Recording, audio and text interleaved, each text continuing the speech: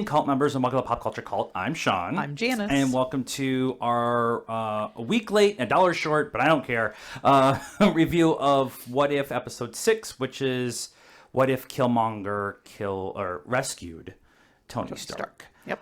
We are a week late on this one because we just got home from FanX and in Salt Lake, and we did some Vegas time too, and so we just watched this one and Episode 7.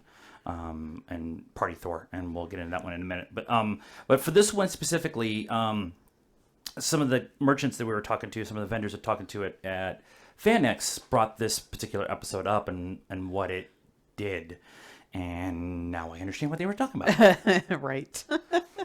The premise, at least with this episode, was what if Killmonger went about it differently to become the leader of Wakanda. Right. So then he ends up killing T'Challa. Yeah. And Rhodey. And Rhodey, which is, yeah. And then betrays Tony. Did he kill Tony too? Yeah, he kills Tony too. But yeah.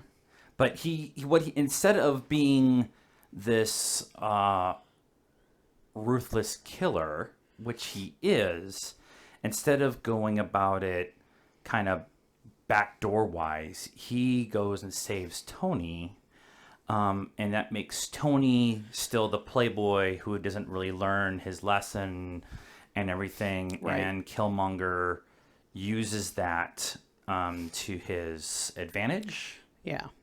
And I think after Black Panther, I think we kind of felt empathy for Killmonger. Yeah, absolutely. That it was kind of sad that he got to the point that he was at, but understandable. Right. And this one, you're just like, he's just a badass. He's a badass. He's a backstabber, and he goes through the process of making drones with the idea of, instead of having kind of the drones like we would have gotten with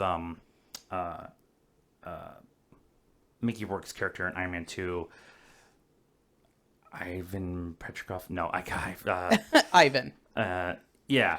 Anyways, his way of doing the drones, the unmanned drones, was Killmonger's idea for his doctorate at MIT, and Tony loves this idea, and so they play with this. Killmonger plays with this idea about kind of poking at Tony with the, your dad always said, have the bigger gun means peace, and this is the next bigger gun, and they realized that they needed the vibranium to make them pretty much indestructible. Yep.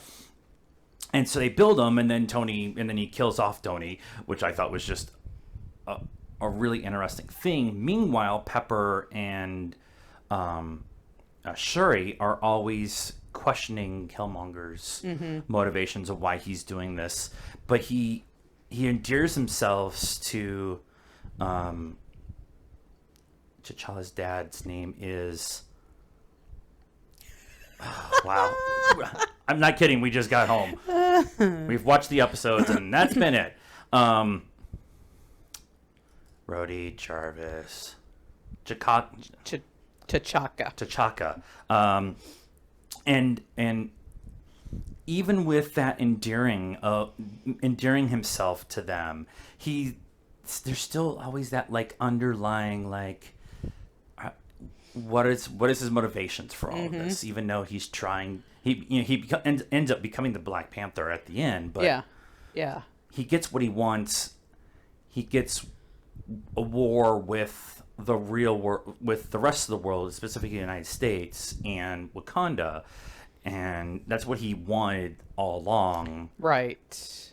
So things kind of turn out badly for Wakanda and T'Chaka. Like, he's just like, you killed my son, it's cool. Well, but he doesn't know it. That's the thing. That's the last scene is Shuri coming to Pepper and saying, "Here's the footage of Killmonger killing Tony and killing T'Challa and stuff like that. And so this is the second episode we've had now where I would like a continuation of that story about what's going on there, what they're actually trying to, or what happens next. What happens next, and that kind of storyline. But the idea of telling this story, it's encompassed with the idea of Killmonger saves Tony Stark, so Tony never has that come to Jesus moment in the cave. But that's not really what the story's about. The story's about what if T'Challa went about it a different way to become the ruler of Wakanda. You mean Killmonger? No, Killmonger. What if Killmonger became the ruler, the Black Panther, and did it a different way where he actually had the backing of the people? Right. In an underhanded it's totally way. Underhanded. Yeah.